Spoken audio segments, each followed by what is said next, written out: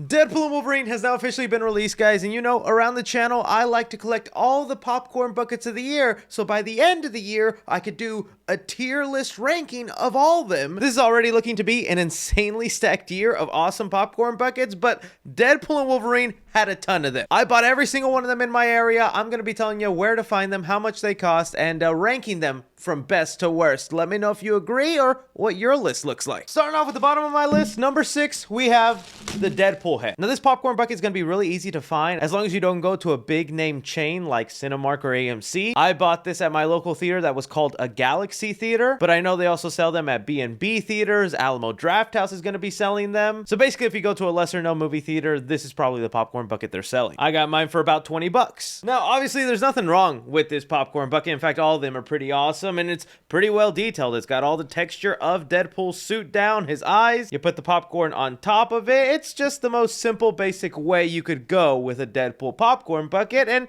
it's nice, but basic. Plus, I also think before people started caring about popcorn buckets, they had already made this type of popcorn bucket for the Deadpool movies, but many of us just weren't paying attention back then. Next up on the list, I'm gonna go with Dopender's Taxi that Deadpool sits on top of. This popcorn bucket is being exclusively sold by Cinemark theaters and costs $25. Now again, pretty fun popcorn bucket in the shape of a car. Obviously, this taxi really reminds you of earlier scenes from the first 2 Deadpool movies, but the real reason I have it lower on here is because this scene doesn't even really happen in Deadpool and Wolverine. At no point does he get into a taxi. And if you've seen the movie, if anything, this popcorn bucket should have been a Honda Odyssey. If you know, you know. But it's a good legacy popcorn bucket that reminds you of the earlier entries as opposed to the current movie being released. Number 4 on the list, the Wolverine mask. This popcorn bucket can be found at Cinemark for $25. This is a pretty iconic popcorn bucket, mainly for what it represents. Wolverine in this movie finally wearing his mask. Not just that, but it has the white eyes. Sure, because they wanted to keep the mouth part open, you're limited in the amount of popcorn that can actually go in it, but this is the kind of popcorn bucket you buy to be a collectible on your shelf with how cool and detailed it looks. But who knew this would be the least sought after Wolverine mask with its mouth open? Moving on to the top 3, I'm going with the floating Deadpool head. This can be found at AMC and it'll cost you $40, and AMC is going over detailed with these popcorn buckets. Not only do they have a movable mouth where you can make it talk yourself, the mask bits are made of rubber and the texture is very detailed. This is also a popcorn bucket where some assembling is required. Inside the head, you have other pieces you have to attach yourself to fully complete it. Even the details on the eyes are pretty good. This is going way further from a popcorn bucket and more just a collectible item. I only wish this guy had more screen time in the movie. As a side note, before we get to the top 2, I do want to shout out AMC for having the coolest cups for Deadpool and Wolverine. These were $25 each, but man, do I kind of love the designs they came out with for these. In second place, I'm going with the one that was hardest to find for me, the baby Deadpool popcorn bucket. This was a Regal Cinema exclusive. It'll run you about $45, but if you're into this kind of stuff, it's kind of worth it. The baby Deadpool himself is not only adorable, but is also very well detailed with texture all around him. The chair he's sitting in, I'm assuming, is a joke to Professor X and his floating chair, but instead he has baby bottles on the side. The other cool thing about this popcorn bucket is it also doubles as a drinker. If you push this button off to the side, the top comes off and you can fill it with a drink to sip on, while the bottom portion is what you fill up with popcorn, and through a little compartment you reach in and you enjoy some popcorn. I think this is the first time ever Regal made it this high on one of my popcorn bucket lists. On a side note, there's only 2 Regals in the Dallas area, so it sold out before I could get there, and I had to buy it third party, and the way to get it was the guy wanted to trade this for the Wolverine. I'm not kidding, that's what he wanted, and I wonder what he's gonna do with it. Bringing me to number 1 on my list,